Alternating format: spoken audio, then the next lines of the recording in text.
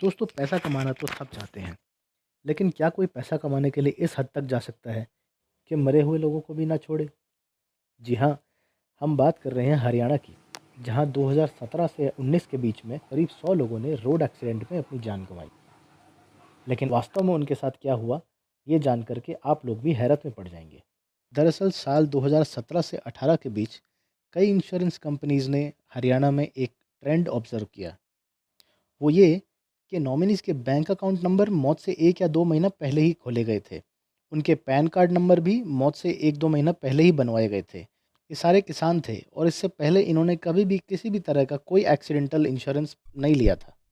Medical reports के according इन सब की मौत सर पे चोट लगने की वजह से हुई थी और ये सब हॉस्पिटल में डेड लाए गए थे। कंपनीज़ का शक और भी गहरा तब हो गया जब इन्होंने जाँच में ये पाया कि इन सभी केसेस के बीच में 3 मोबाइल नंबर्स कॉमन हैं।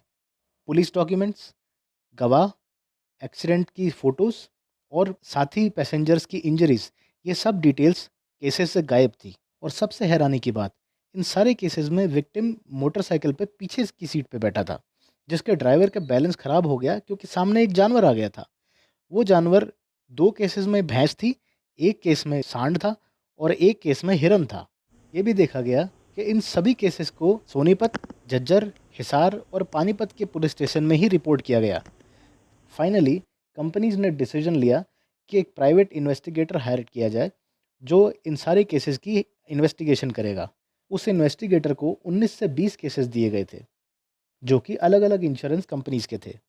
प्राइवेट इन्वेस्टिगेटर ने फैमिलीज़, पड़ोसी, डॉक्टर्स, पुलिस ऑफिसर्स, इन सब से इन केसेस के बारे में बात करनी चाहिए, लेकिन किसी ने भी इनका सपोर्ट नहीं किया।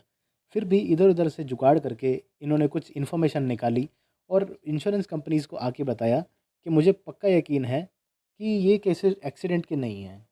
इन सब की मौत कैंसर से हुई है।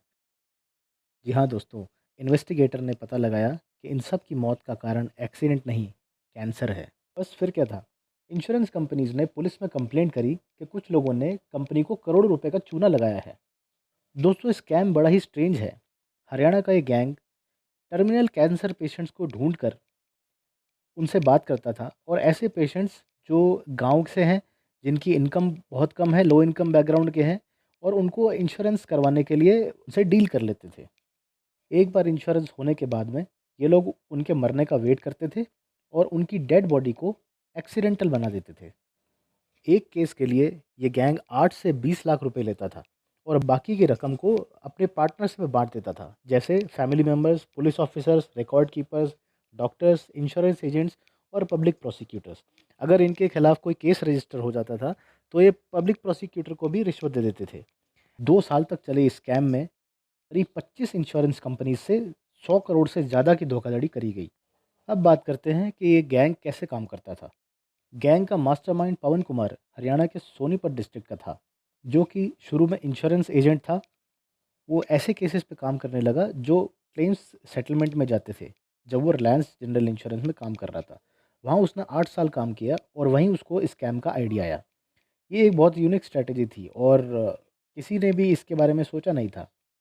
पवन के पास में पेशेंट्स की इन्फॉर्मेशन रोहतक के सबसे बड़ी सरकारी हॉस्पिटल के कंप्यूटर ऑपरेटर के थ्रू आती थी, जिसके लिए वो एक केस के लिए 10,000 से लेके 15,000 चार्ज करता था।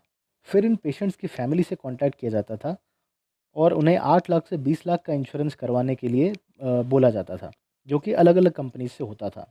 इनके एक्सीडेंट में मौत का ड्रामा करने के बाद में डॉक्टर्स के साथ भी साठगांठ होती थी, जिसमें ये डॉक्टर्स कैंसर के ऑब्वियस सिम्पटम्स को इग्नोर कर देते थे और अपनी रिपोर्ट में सिर्फ एक्सीडेंट के इंजरीज़ को ही मेंशन करते थे। इनके साथ में investigation officers, hospitals, insurance agents और पब्लिक प्रोसिक्यूटर्स तक मिले हुए थे।